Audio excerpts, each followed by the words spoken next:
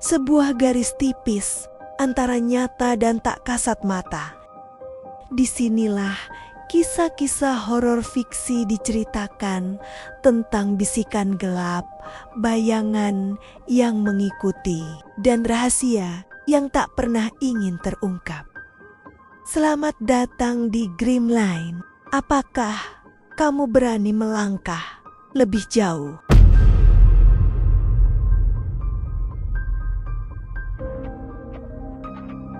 Desa Sukamaju, sebuah tempat yang seolah terlupakan waktu, tersembunyi di balik rimbunnya hutan. Udara di sana selalu terasa dingin, membawa aroma tanah basah dan daun kering. Penduduknya ramah. Namun ada rahasia yang tersimpan rapat, tersembunyi di balik senyum mereka. Aku, Rina, baru saja pindah ke sana, mencari ketenangan. Di tengah desa, berdiri sebuah sumur tua. Dindingnya terbuat dari batu lumut yang menghitam, dan bibirnya ditutupi papan kayu lapuk. Konon, sumur itu sudah ada sejak desa ini pertama kali didirikan, menjadi saksi bisu ribuan tahun. Airnya jernih, namun tak pernah ada yang berani mengambilnya setelah senja. Aku sering melewati sumur itu. Setiap kali, ada tarikan aneh yang membuatku ingin mendekat, namun juga dorongan kuat untuk menjauh. Sebuah perasaan ganjil, seperti ada mata tak terlihat yang mengawasiku dari kedalaman gelap sumur. Apa yang membuat penduduk desa begitu menghindarinya setelah matahari terbenam? Suatu malam, saat bulan purnama bersinar terang, aku terbangun oleh suara samar. Bukan suara angin, bukan pula suara jangkrik. Itu seperti bisikan, sangat pelan, seolah memanggil namaku. Aku mencoba meyakinkan diri bahwa itu hanya imajinasiku. Namun, bisikan itu terasa begitu nyata, datang dari arah sumur. Keesokan harinya, aku memberanikan diri bertanya pada Pak Karta, seorang tetua desa yang bijaksana.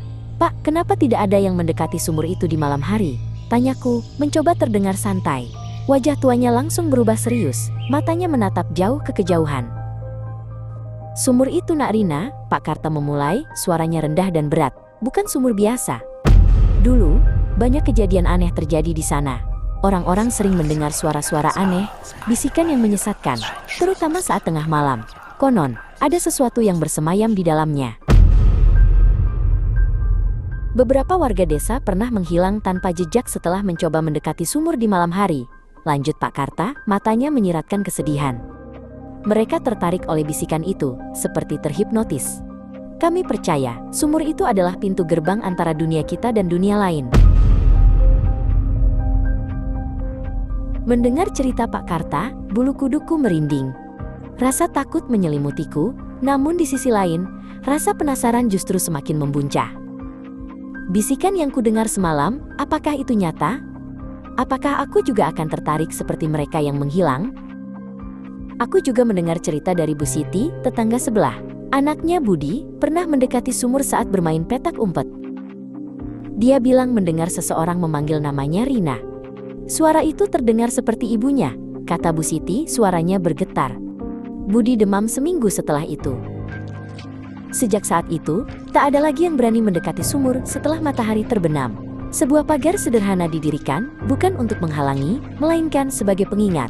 Desa Sukamaju hidup dalam ketenangan semu, dengan ketakutan akan bisikan tengah malam yang selalu mengintai.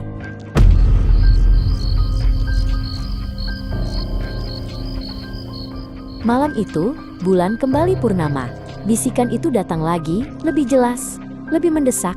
Kali ini, ia tidak hanya memanggil namaku, tetapi juga membisikkan janji-janji manis. Rasa penasaran mengalahkan ketakutanku. Aku harus tahu apa yang ada di balik bisikan itu. Langkah kakiku terasa berat, namun tak bisa berhenti. Udara malam dingin menusuk tulang, membawa bau lumut dan tanah basah yang pekat. Jangkrik berhenti berbunyi, seolah alam pun menahan napas. Hanya ada suara detak jantungku dan bisikan yang semakin memanggil, semakin dekat. Aku sampai di dekat sumur. Bisikan itu kini terdengar jelas, seperti suara seorang wanita yang lembut, namun penuh kesedihan. "Rina, kemarilah. Aku menunggumu." Bisikan itu seolah merayuku, menjanjikan jawaban atas semua pertanyaanku. Apakah kalian pernah merasakan tarikan sekuat ini?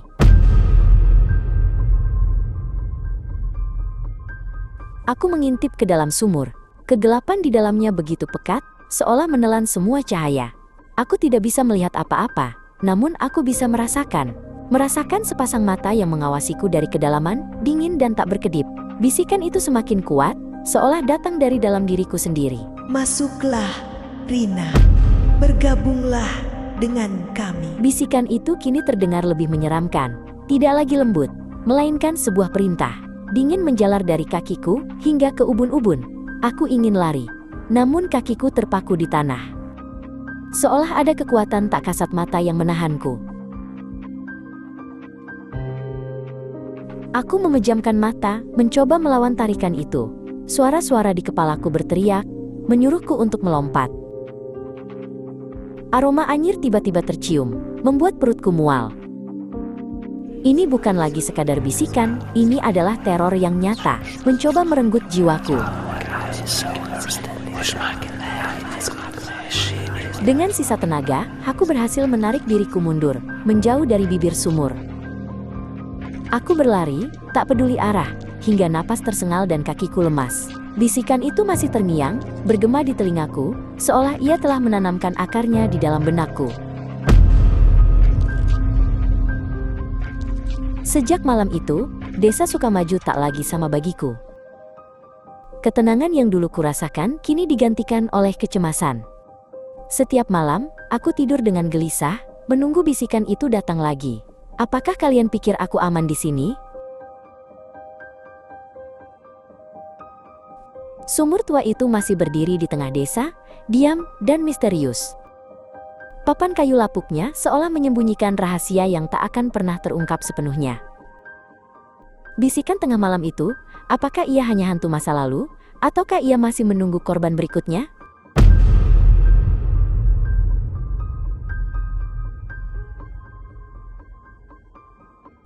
Aku tidak tahu. Yang jelas, setiap kali malam tiba, aku bisa merasakan kehadirannya. Bisikan itu, ia tidak pernah benar-benar pergi. Ia hanya bersembunyi, menunggu saat yang tepat. Jika kalian ingin tahu lebih banyak cerita menyeramkan, pastikan kalian berlangganan ke saluran ini. Siapa tahu, kalianlah yang akan mendengar bisikan berikutnya.